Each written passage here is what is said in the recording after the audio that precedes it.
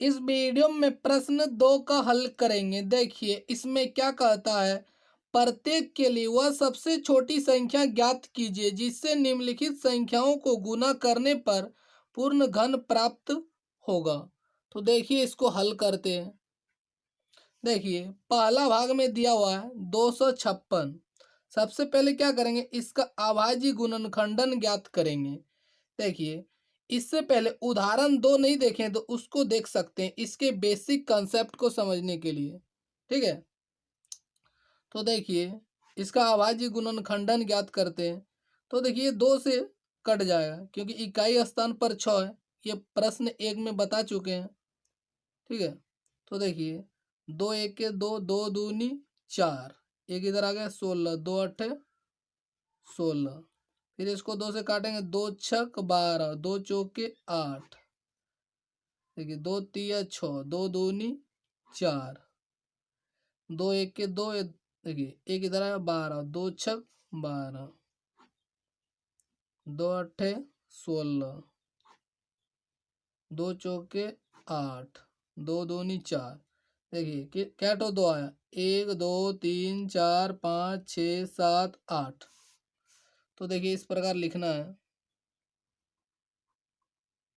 देखिए पहला भाग में कितना दिया हुआ है, 256। ठीक, इसका देखिए अभाज्य गुणनखंडन ये ज्ञात हो गया। देखिए 2 गुना 2, 2 दूनी 4, 4 दूनी 8, 8 दूनी 16, 16 दूनी 32, 32 दूनी 64, 64 दूनी 128, दूनी 256। देखिए यहाँ 3 3 का समूह बनाना है, यानी इसको क्या बोलते हैं, त्रिक। तो देखिए 3 का समूह बना रहे हैं तो इसमें समूह नहीं बन रहा है। देखिए पूर्ण घन तभी होगा जब इसका त्रिक बनेगा, यानी इसका अभाज्य गुणनखंडन ज्ञात करेंगे तो त्रिक में प्राप्त होगा। यानी 3 तो 2 या 3 तो 3 हो सकता है, 3 तो 5, लेकिन 3 तो करके प्राप्त होगा अगर पूर्ण घन संख्या होगा। ठीक है, जैसे वर्ग संख्या, जैसे 4 में देखिए युग्म यानी 2 तो प्राप्त होगा। ठीक है, 4 वर्ग संख्या 9, 9 में जैसे देखिए 3 गुना 3, तो इस तरह युग्म में प्राप्त होगा। लेकिन पूर्ण घन संख्या में क्या होगा, जैसे 8 क्या है, पूर्ण घन संख्या है। तो इसको देखिए 2 गुना 2 गुना 2, देखिए 3 टो के समूह में लिख सकते हैं। ठीक है, तो देखिए यहाँ देखिए इसका यानी त्रिक नहीं बन रहा है तो यहाँ लिखेंगे 256 के अभाज्य गुणनखंडन। ये क्या अभाज्य गुणनखंडन है, ना कि गुणनखंड। ठीक है, इसको बोलेंगे अभाज्य गुणनखंडन बोलेंगे। इतना के अभाज्य गुणनखंडन में देखिए 2 गुना 2, यानी इसका त्रिक नहीं बन रहा। यहाँ तक देखिए त्रिक बन गया, इसका त्रिक नहीं बना। इतना इतना के अभाज्य गुणनखंडन में इतना का त्रिक नहीं बन रहा है, नहीं बन रहा है। ठीक है, त्रिक नहीं बन रहा तो कहता देखिए प्रत्येक के लिए वह सबसे छोटी संख्या ज्ञात की, यानी इसको पूर्ण घन बनाने के लिए वह छोटी संख्या क्या होगा जिससे गुना करने पर ये पूर्ण घन प्राप्त हो जाएगा। यानी इसमें और एक तो 2 रहता, यानी इस 256 को 2 से गुना कर देंगे तो कितना हो जाएगा, 512। तो 512 का भाज्य गुणनखंडन अगर ज्ञात करेंगे तो यहाँ और एक तो 2 प्राप्त हो जाएगा, तो ये क्या होगा, पूर्ण घन। तो यहाँ लिखेंगे इसलिए वह सबसे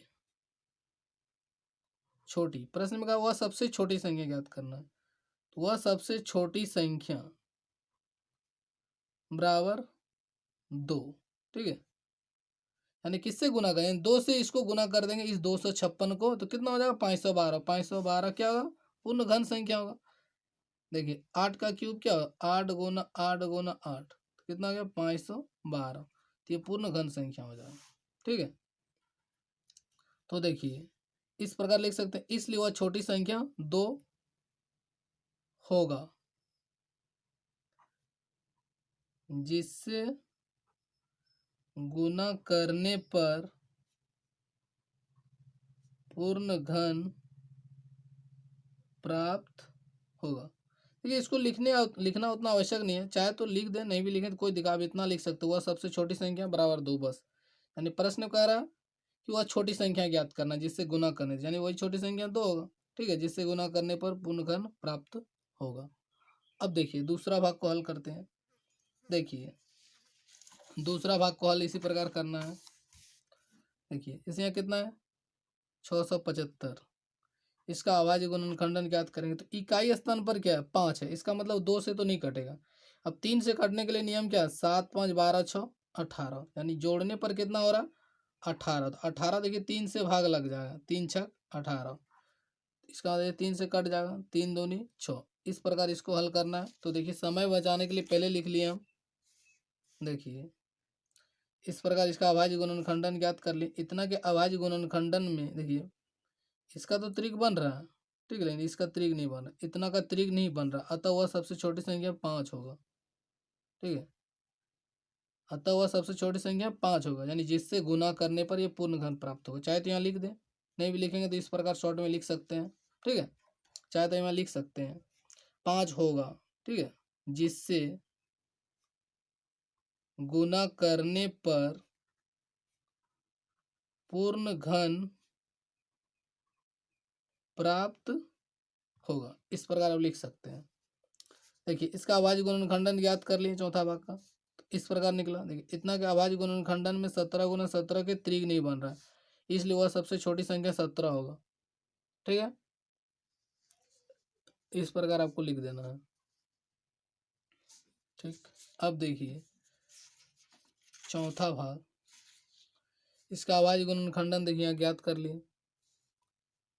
ठीक है, यहाँ लिख दें। देखिए इतना के अभाज्य गुणनखंडन में 7 गुना 7 के त्रिक, यानी इसका त्रिक नहीं बन रहा। देखिए यहाँ त्रिक बन रहा है, इसका नहीं बन रहा, इसलिए वह छोटी संख्या 7 होगा। ठीक है, इसलिए वह छोटी संख्या क्या होगा 7। अब देखिए उसी प्रकार इसका, देखिए इसका अभाज्य गुणनखंडन ज्ञात कर लिए। तो यहाँ देखिए ये त्रिक बन रहा है, यहाँ भी त्रिक बन रहा है, लेकिन ये इसका त्रिक नहीं बन रहा। तो इतना के अभाज्य गुणनखंडन में 3 का त्रिक नहीं बन रहा, अतः वह सबसे छोटी संख्या बराबर 3। इस प्रकार भी लिख सकते हैं, या तो आप लिख सकते हैं अतः वह सबसे छोटी संख्या 3 होगा, जिससे गुना करने पर पूर्ण घन प्राप्त होगा। आप ऐसे भी लिख सकते हैं, उससे कोई दिक्कत नहीं है। ठीक है, वीडियो अंत करते हैं। वीडियो आपको अच्छा लगा तो लाइक करें, कमेंट करें, और इससे पहले जितने भी वीडियो अगर आप देखना चाहते हैं तो हमारे चैनल के प्ले लिस्ट पर जाके देख सकते हैं।